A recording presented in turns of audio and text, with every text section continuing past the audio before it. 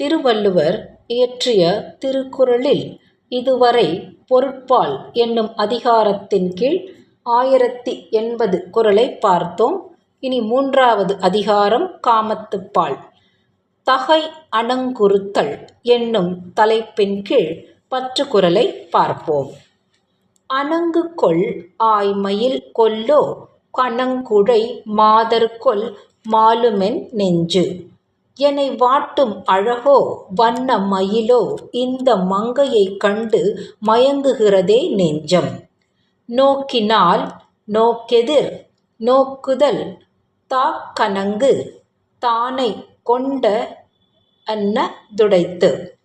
அவள் வீசிடும் விழிவேலுக்கு எதிராக நான் அவளை நோக்க அக்கணமே அவள் என்னைத் திரும்ப நோக்கியது தானெருத்தி மட்டும் தாக்குவது போதாதென்று ஒரு தானையுடன் வந்து என்னை தாக்குவது போன்று இருந்தது. பண்டறியேன் கூற்றென்பதனை இனி அறிந்தென் பெண்டகையால் பேரமர்கட்டு. கூற்றுவன் எனப்படும் பொல்லாத யமனை எனக்கு முன்பெல்லாம் தெரியாது. இப்போது தெரிந்து கொண்டேன்.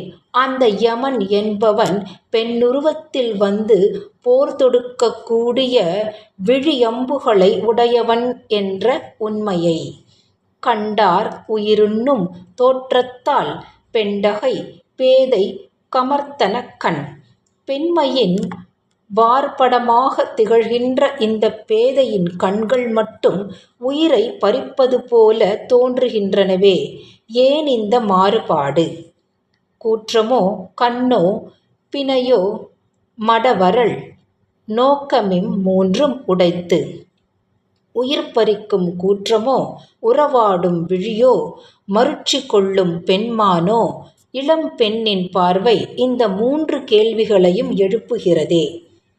கொடும் புருவம் கோடா மறைப்பின் நடுங்கஞர் செய்யல மன்னிவள் கண்.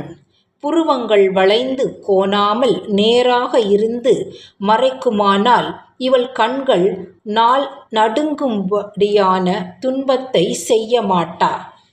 கடாஅக் களிற்றின்மேல் கட்படாம் மாதர் படாஅப் முலைமேல் துகில். மதம் கொண்ட யானையின் மத்தகத்தின் மேலிட்ட முகப்படாம் கண்டேன். அது மங்கையொருத்தியின் சாயாத கொங்கை போல் மேல் அசைந்தாடும் ஆடை போல் இருந்தது.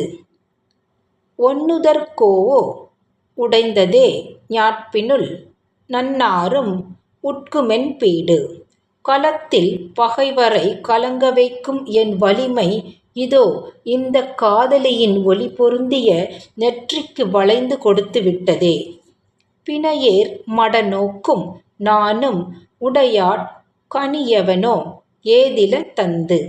பெண்மானைப் போன்ற இளமை துள்ளும் பார்வையையும் நாணத்தையும் இயற்கையாகவே அணிகலன்களாகக் கொண்ட இப்பேரழகிக்கு செயற்கையான அணிகலன்கள் எதற்காக? உண்டார் கண்ணல்லது அடு நறாக் காமம் போல் கண்டார் மகிழ் செய்தல் இன்று. மதுவை உண்டால்தான் மயக்கம் வரும்.